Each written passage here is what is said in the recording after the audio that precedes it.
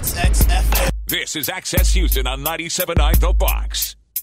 Good Sunday morning. You are listening to Access Houston. I'm your host, KG Smooth, welcoming back one of my favorite organizations here in the city of Houston, the Children's Museum of Houston, excuse me, and welcoming Leti Luna from the Children's Museum of Houston, and young Stuart is in the building as well. Good morning, guys. Good morning. Good to see you guys. Normally, last year, Henry made an appearance, which is very rare. He's a hard guy to get in touch with. What's up, Henry? Hope you're listening. But it is that time of year again, one of my favorite times for the Children's Museum. Monster Mayhem, the Halloween Monster Mayhem. And that's running now through October 31st. So we have kicked off Halloween Monster Mayhem at the Children's Museum. Basically, we've completely redecorated. We're all decked out for Halloween. Yeah. And yes, it's a lot of fun. So we can't wait for families to come check it out. I know. What do you think will be the popular costume for this year?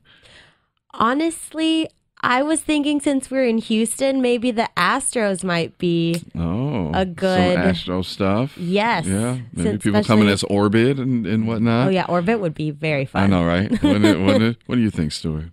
I don't know. Venom just came out, so maybe we see some Venom costumes. Yeah. Venom, yeah. I don't know. I guess, or maybe Black Panther. Yeah. But you guys had a whole ordeal. Yeah. I was there. Yes. Over the summer. Yes, for Superpowered Summer. Yeah. Oh my gosh, Black Panther kicked off summer for us in a big way. So yeah, that line to get a picture with T'Challa was ridiculous. I know because I stood in it. I didn't want to use my I'm KG Smooth, with the radio station. Can I get a picture? No, I stood in line. It was great. You listen to Access Houston. We're talking to the great people over at the Children's Museum of Houston. Halloween Monster Mayhem. It's going down, and one of the things that I love is when 97.9 The Box and Magic 102, our sister station, comes for Happy House. Yes. And that is happening on Thursday, the 25th. We get a lot of people that move to Houston. They may not even be familiar with Happy House and the great things that you all offer on a Thursday. So tell us about it. So we are very happy, again, to be partnering. I think we've been partnering with you guys for over 15 years. Wow. So it's a really big deal to bring it back to the museum. Happy House, every Thursday we do have free family night. So from 5 to 8 p.m., we welcome families to come to the museum and take advantage of all the exhibits for free. So this just kind of takes it to a different level with Halloween. Celebrating, we have trick-or-treating, we have everyone's dressed up in like monster costumes or their favorite Halloween character, so it's a lot of fun. Yeah, it is. And I promise not to be Spider-Man again this year. I was Spider-Man one year, and then like Henry was like, hey, listen, I don't think we're going to have a Spider-Man. So when you guys come to Happy House, can you dress up as Spider-Man again? And I did, and they loved it. It's just kind of hard to breathe through that. Oh my gosh, I can imagine. through that, but it's always fun because kids really think I'm Spider-Man. I guess because I kind of have the build of him, when I have it on. So it's always a good time. That I want to ask young Stuart and the intern here, like, what has your experience been so far working with the museum? Yeah, it's been great. I've been here for almost 2 months. They've had me doing all sorts of kind of stuff, from writing press releases to managing the website. Nice.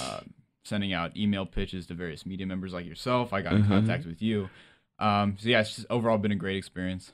Yeah. And what is it that you want to do ultimately? PR. I'm really a big gamer, so I want to get into maybe either like some video game company or like maybe in esports, professional gaming, because I'm also a big sports fan as well. Look at you! I like Rising the way that star. you're going. Yeah, indeed. And a lot of people may not think that there's not a lot of money in that, but there is. Yeah, secretly it is. You listen to Access Houston. We're talking to Leti and Stuart from the Children's Museum of Houston. So let's talk about Slime Off and the slime workshops that you all are having. Ooh, are you guys making the slime?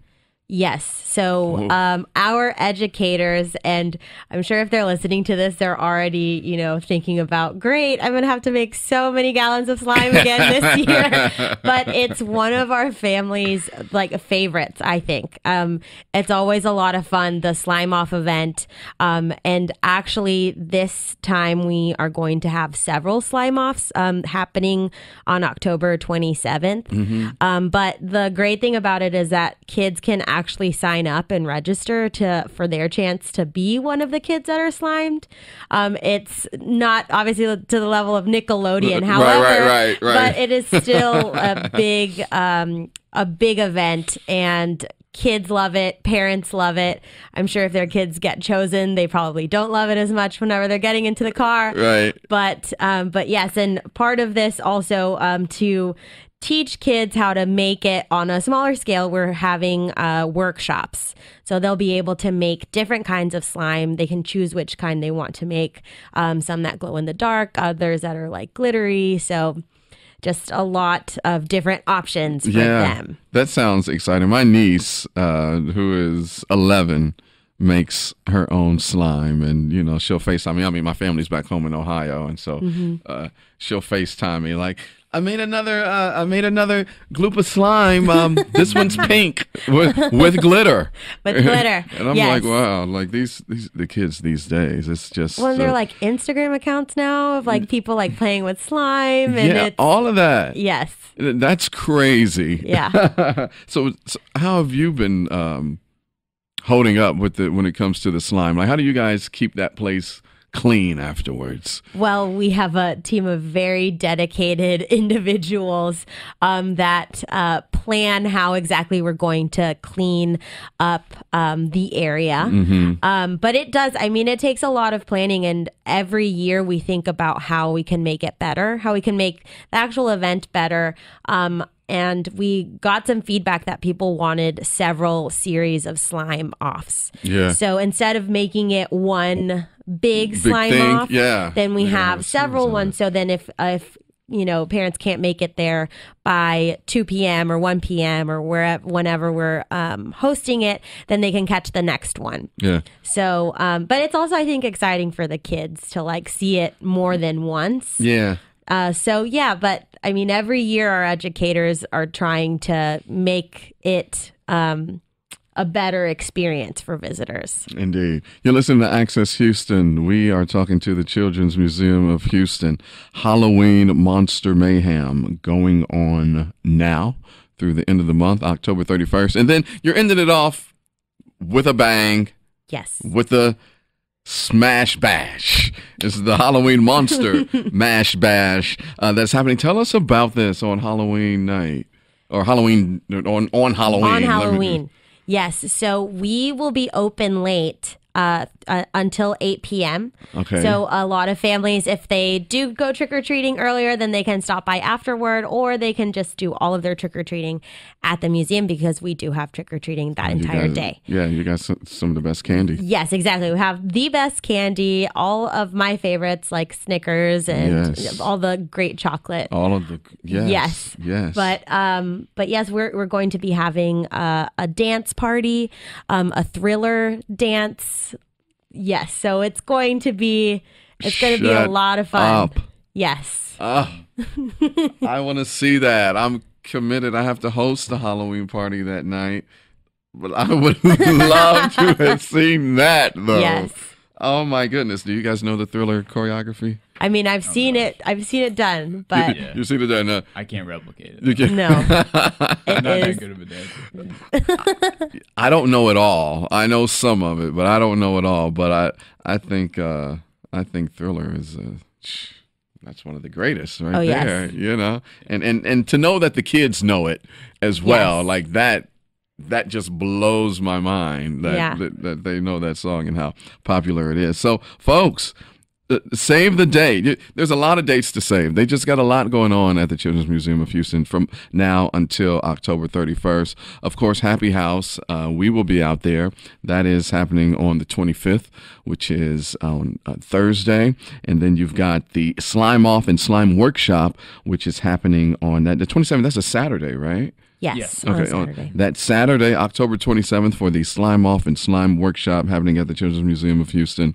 And, of course, the Halloween Monster Mash Bash on Halloween, October 31st at the Children's Museum of Houston.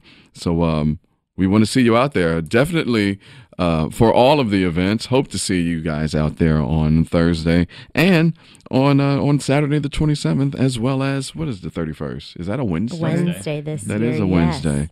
Odd day. Yeah. But it still should be a lot of fun. So we can't wait to see you guys out there. Man, Leti, Stuart, thank you guys for coming on. Yeah, thanks. Oh, and thank you for my my gift basket. Oh, that all the great you candy. all sent me. Yeah. That was a preview of the trick-or-treating. Oh, okay. So. They're going to have the best candy there, I'm telling you, parents. So make sure that you bring your kids to the Children's Museum of Houston for Halloween, Monster Mash, the Slime Workshop, and Happy House on the 25th. So thank you guys for stopping by and letting us know. It's always a pleasure. I like having you guys here. Yes, us too. Thank you. Good Sunday morning. You're listening to Access Houston. I'm your host, KG Smooth, welcoming from Houston, Habitat for Humanity. She is the development director for Habitat for Humanity, the lovely Angela Birch Cox. Good morning and welcome. Good morning. Thank you. So how long have you been with Habitat for Humanity? I've been with Houston Habitat for over 5 years. Over 5 years, yeah. And so I'm sure last year during the devastation of Hurricane Harvey, the wheels started going and you all were like, oof, we're going to have a lot of work to do for many, many years, yes? Yes. So we really expect that recovery will take up to 5 years. Yeah. And what we've been doing since Labor Day weekend actually is helping low-income homeowners recover from the flood. We do repairs. We were doing mucking and gutting. And we have been working hard ever since. We've repaired over 200 homes so far. And there are many, many more. And one of the things we want people to understand is that even though it's been over a year, there's still help available. That's great. So if you're a low-income homeowner and your home hasn't been repaired, go to harveyconnect.org. Mm-hmm. HarveyHomeConnect.org, HarveyHomeConnect.org, and you'll be able to get matched up with some resources. That is amazing. We've all heard of Habitat for Humanity on a national level. We got the Houston Habitat for Humanity, of course, is here this morning. But some people may not even be familiar. You know, we have a lot of young listeners listening to the program. So just give us a brief background on Habitat for Humanity. Okay, well, we believe that everyone deserves a decent place to live. And we work with people all over the world to make that possible for low-income families. We do that through two programs in particular. We have a homeownership program where we actually help people who make between 50 and 80% of the average median income in Houston actually buy homes. And wait, what? Oh, yes. Wait, I'm sorry. What? Yes. So our homeowners need to make 50 to 80% of the average median income. They need to be citizens or permanent residents. Mm-hmm. They have to have decent credit, not stellar credit, but decent credit. And they have to be willing to partner with us to do 250 hours of what we call sweat equity. Oh. And that sweat equity is taking training on finances, budgeting, that kind of thing. Understanding what home ownership is all about. What is a mortgage? Right. What are taxes and insurance? Why do I have to have it? Mm-hmm. Taking some training on some minor home repairs. How to turn a lock, how to repair the guts of your toilet, things that homeowners experience all the time, but now that you're moving from, say, apartment to home, you can't just call the landlord to handle. And be like, hey, exactly, come fix this furnace. No. Right, and then you have to have a need for housing. Yeah. And since Harvey, we understand that there are a lot of folks who lost everything, who lost their homes in Harvey. We used to have a requirement that you be a first-time homeowner, but if you were impacted by Harvey, we have waived that requirement so that we can get people back in affordable housing again. Oh, that is just amazing because it's so well needed here. Yes. And every time I think about Harvey, or I think about Irma, and recently here just Michael, it just always for me it always just comes back to Houston, with Harvey. Right. You're listening to Access Houston. We're talking to Angela Birch Cox, who is the development director for Houston Habitat for Humanity. So you guys are known for building affordable housing, but now you've stepped into devoting a lot of efforts to help repair homes. Can you speak on that and why that route? I mean, I'm sure for obvious reasons, but yeah. Well, tell us about that. We also are concerned about preserving affordable home ownership, and so so many people had so many problems with Harvey. We've couldn't do anything but dive right in. Yeah. And, we started actually doing flood repair in 2015. So Memorial Day floods, Tax Day floods. And so, and the thing about it is, it wasn't on such a wide scale as Harvey, but we developed the expertise and, to actually go in and be able to do this well. One of the things that, I would tell homeowners, if there's any one, tip to give them to make sure that they do is, before they, start repairs, get their home assessed for mold. Yeah. We are seeing now so many homes where people dove right in. They, got their sheetrock replaced and, they're painted, et cetera. And we walk in and the mold has eaten through the sheetrock because they didn't do any mold assessment or remediation. So, make sure whether, low-income homeowner, well-to-do, whoever you are, make sure that you have your home tested for mold. And do you know how one can go about that process? Because I've heard that story a lot where people are getting, all of that done, the sheetrock and all of that, but the mold and the black mold is just eating away. And not only is it eating away at your walls and sort of the foundation, it's also eating away at your health in terms of your breathing and just your mind, your way to function. Oh, yes. And, for people whose homes are being repaired by Houston Habitat, the very first thing we do when we do an assessment, the next step is to get someone out to test for mold. And if it needs to be, remediated, if something needs to be done, we will make arrangements for, temporary housing. We'll make arrangements for a pod to store, your belongings while all that's being done, because, I think that is the most important thing we can do. We have all kinds of sad stories. We're helping a family. The mother just brought home a 4-day-old baby, and their house is full of mold, and we've removed them, and we're starting to remediate. So I mean, this is real, and it is a real health hazard. So I would really encourage people to take it very seriously. Indeed. You listen to Access Houston, talking to Angela Birch Cox, who's the development director at Houston Habitat for Humanity. Let's talk some success stories. I'm sure that you have plenty. If you could share one that sticks out in your mind in particular. Well, there are some sisters that we help. They live on the same street.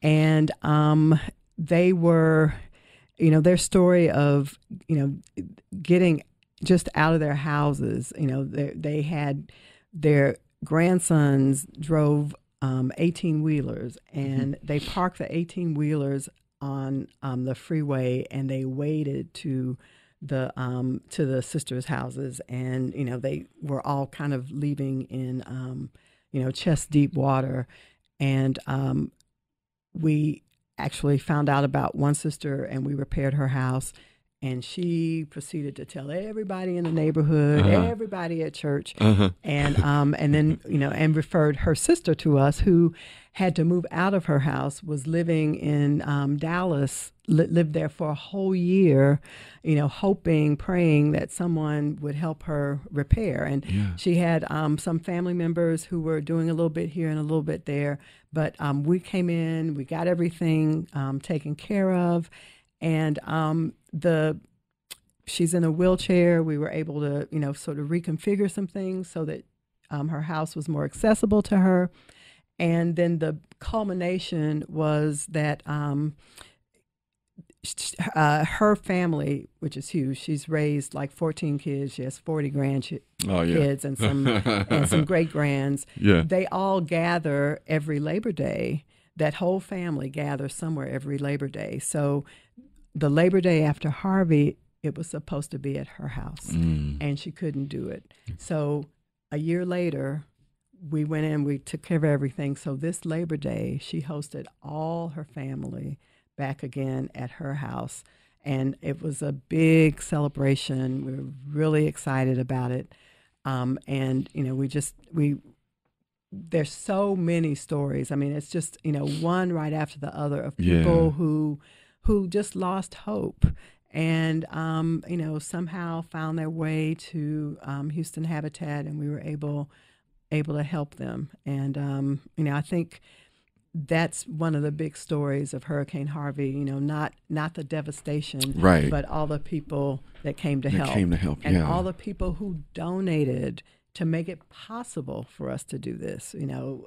Donated to the Mayor's and County Judges Relief Fund, donated to Houston Habitat directly.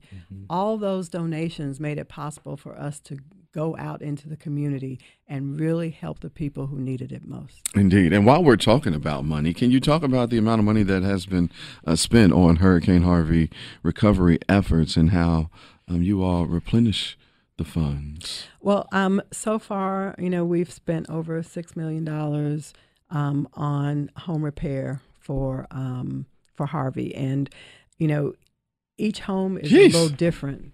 It's just a little over a year. Yes, a little over a year, and we've scratched the surface. Yeah. We expect it's going to take 3 to 5 years to get people whole again, and it's so important because what's happening now is there's really a big shortage of affordable housing. Yeah. And so the faster that we're able to get folks back in, the more relief will come from that. So we are, continuing to accept donations for Harvey repair. We have events that people can go to. There's so many ways you can partner with us to help us in this work. There's, our annual Building a Dream Luncheon. Yes. There is our straight donations. There are home sponsorships that companies do to they give us money to help underwrite the cost of new construction, and they bring their employees and their clients, prospects, family members out to help build that house. And that's part also of our family sweat equity. They actually are on the site helping to build their house and the houses of neighbors in the program. Yeah. So there, all those ways to donate. You can shop at our Restore. A lot of people don't know about our Restore. It has been critical in Harvey recovery as well. I'm sure. If you think of it like a Lowe's or a Home Depot, you go in, but all the items have been donated. So you're able to purchase them at a fraction of the cost that you would if you went to those big box stores. We stock flooring, tile, windows, doors, trim, all the things, paint, everything that you need to repair your home and more. And so we have do-it-yourselfers come, we have bargain hunters come, we have small contractors, but that too is part of, the recovery process. There's a place where you can go to get the materials that you need. So we've got 2 of those restores. One is South Loop East, 6161 South Loop East. And then the other is on the near west side, 290 and 34th Street. Okay.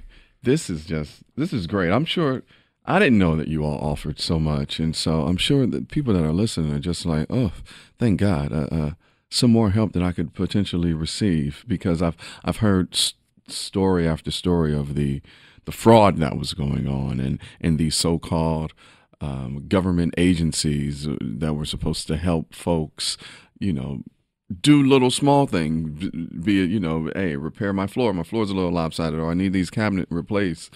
And they come and they start the work, and then they just stop, and people are asking like, well, hey, you guys started this and now you just stopped. Oh, we're sorry, the program ended. What? Wait, I thought that you were a government program. Yeah, we were, but the program is just over. Like, things like that are just evil, if you ask me. But Houston Habitat for Humanity, thank God for you all, and the other many organizations that's helping out. But you guys are in it because this is what you do for real. And we're part of the community. I mean, we've been around for over 30 years, and Houston is our home. Houston is our focus. There other folks, that come from, disaster to disaster, we're here. So, we're here, we're going to be here. We're accountable to people, where to find us. We're at the same place. And so, we are helping our neighbors. We're part of Houston. That's right. And that's what I loved the most about when Harvey happened. I wasn't here. I flew home that weekend to Ohio to go to my brother's fight party, and I got stuck there because I couldn't get back into Houston because of everything going on. But me watching what was unfolding on the news and seeing how Houston was helping Houston, like, okay, local government, state government, federal government, y'all taking way too long. Forget it. We'll do it ourselves. And to see Houston come together like that on the international stage, because all eyes were on us during that time, was just incredible. And it restored my faith in humanity. So thank you.